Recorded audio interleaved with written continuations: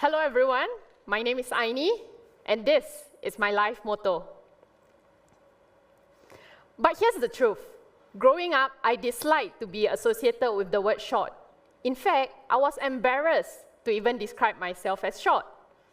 Not until I found para-powerlifting, when I realized, hey, it's not a bad thing to be short after all.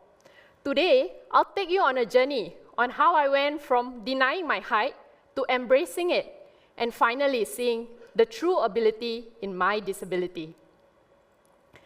At the age of 6, I was diagnosed with this condition called the multiple epiphyseal dysplasia.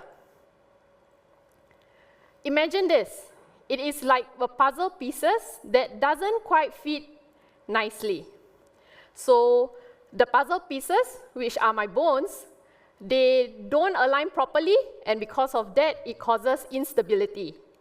And this condition causes me to have joint pains and also risk of injuries. As I shared, I was only diagnosed with this at the age of 6. So I will share with you some pictures, and you will see how my bone has changed over the years. This is a picture of me when I was 2 years old. You can actually see both my legs are actually straight. Yes, there she is. Okay, so you can see in this picture, both of my legs are actually straight. And then I went to primary school at the age of 7. You see my legs are slowly bending outwards. This picture was taken right opposite my school, which is at my grandmother's place. And I remember walking back then was very, very painful. And every step of the way from home to school is a reminder of my condition. By the age of 10, I went for surgery in an attempt to straighten both my legs. The surgery was a mixed blessing. My right leg got straighter. Unfortunately, my left leg remained bent, as you can see today. Growing up, I tried many different sports, and that's where my love for sports grew. Upon doctor's recommendation, my mom enrolled me into swimming classes, and I loved it. When I'm in the water, I don't feel pain, and I could just focus on enjoying myself and just moving around. In secondary school, I discovered relay sports, and that's when I started taking up biathlon and triathlon relays with my friends. I would swim while my friends would cycle or run. After secondary school, I went to Polytechnic. I tried out archery. Let's just say it did not go so well. So much so that I do not have any pictures to share with you today. Archery requires long hours of standing, and because of that, it could aggravate my condition. I requested to shoot and sit at the same time during that time. Unfortunately, my request was turned down. After every training session, I go home with severe leg pain. Eventually, I have to drop out of the team. It was devastating and frustrating, but also an important lesson in advocating for myself. When I went into uni, I enrolled in NTU in 2013. I was drawn to the Dragon Boat team. I was hesitant at first, but FOMO got the better of me. So I wrote in to the then captain, Jaylene, to explain to her about my condition. Surprisingly, Jaylene welcomed me at training. I went down for training and met the coach, Ahi. Ahi modified my training program so that I could participate in sports fully. For example, when the NTU Dragon Boat team ran around the school following the 179 route, I do the same distance on a rowing machine. That was my first experience where sports adapted to me. Right. Anyone here does powerlifting? No hands? All right, no hands, never mind. This will be one of the many new things that you learn today. So, for powerlifting, there are 3 disciplines: the squat, bench press, and deadlift. Each athletes are given 3 attempts in each discipline to lift the maximal weight. On the flip side, for para-powerlifting, it only has 1 discipline, which is the bench press. As you can see in this picture, there are straps across the leg of the athlete. So these straps actually hold him down because when you unrack the bar, your legs will naturally come up. So this is how it works. For para-powerlifters, we lie on the bench, unrack the bar, bring the bar down to our chest, and push it off. Para-powerlifting is adapted for athletes with lower limb impairment. So I did para-powerlifting for about 7 years competitively. All right, so today, unfortunately, I can't bring my bench over, but I will not let you miss out. I'll show you how a para-powerlifting competition looks like. Particular competition with both having bombed out.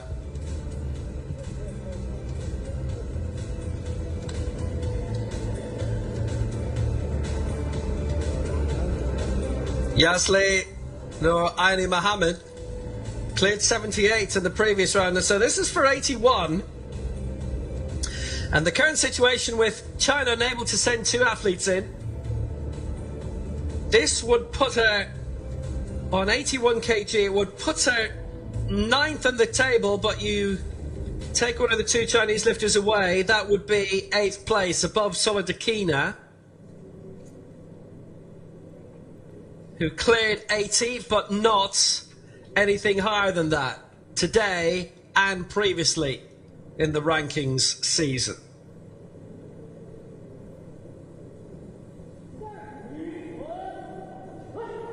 '81. She knows that's the precise target for her to get her into the top 8. She's got it. A whiteout. And a whiteout's the best thing. Thank you.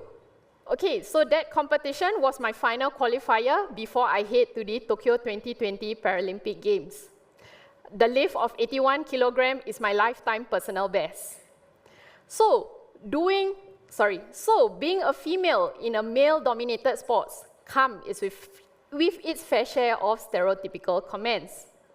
Today, I will share with you some of the stereotypical comments that I've received over the years while I was doing competitive para-powerlifting. The first one, girls should not be doing sports. The person that said this to me has left me in suspense for a really long time. I've been waiting for 7 years. I still don't know what girls should be doing. Powerlifting will make you look like a man. Okay. Girls should not be lifting weights. Do cardio instead. Oh, can you just let me try at least? And my favorite, the women's category is less competitive than men's. Sure, if by less competitive you mean almost twice our body weight. It is sad how people still relate strength to being less feminine. But here's the thing, it has everything got to do with courage, persistence, and showing up for yourself, even when others doubt you. My journey in para-powerlifting started in 2017. But before that, in 2015, I met Team Singapore para-powerlifter Kalai Vanan while I was gymming with the NTU Dragon Boat team. Kalai managed to scribble his number on a piece of paper, and somehow that paper got to me. And I thought, hold on, did I just walk into a movie scene? I thought this kind of thing happens in movies. You don't get recruited for bench press like this. Yeah, so unfortunately, at that time, my examination schedule clashes with the competition schedule of the ASEAN Para Games. I had to turn Kalai down. And in 2017, when the team was preparing to go to Kuala Lumpur for the next ASEAN Para Games in Malaysia, guess what? Kalai messaged me again. Yes, he tracked me down for 2 full years, thinking she must have graduated by now. No excuses. I went down for a trial, and the rest is history. I went on to represent Singapore in multiple World Championships, ASEAN Para Games, Asian Para Games, Commonwealth Games, and the Tokyo 2020 Paralympic Games.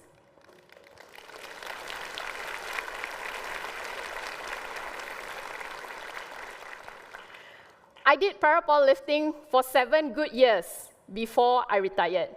Now, I am working at the Republic Polytechnic's School of Sports and Health, where I get to teach one of my favorite modules, the sociology of sports, health, and leisure.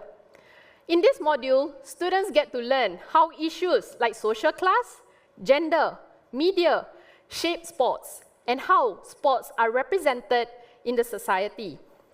What I love about teaching is when I get to bring my lived experience to the class. Because at the end of the day, students don't just remember lessons, they remember stories. I've also traded my barbells for a different kind of thrill. I'm doing wheelchair rugby now.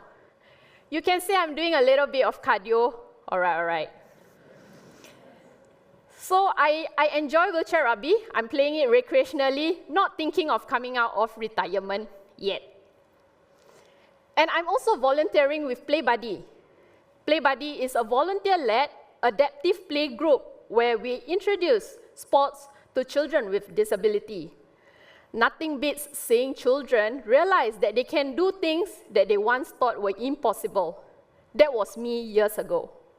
This is a picture of me and my friend from Play Buddy, Aris, where he tried the battle rope when I introduced parapowerlifting to the team that month. So, what's one message that I want to leave with you today? There is a place for everyone. For years, I was trying to find where I can fit, where I belong, until I found parapowerlifting, a sport where my shorter limbs were an advantage. The bar traveled a shorter distance from the initial unrack down to the chest and the push-off. And for the very first time, I wasn't just participating, I was excelling. And here's the thing.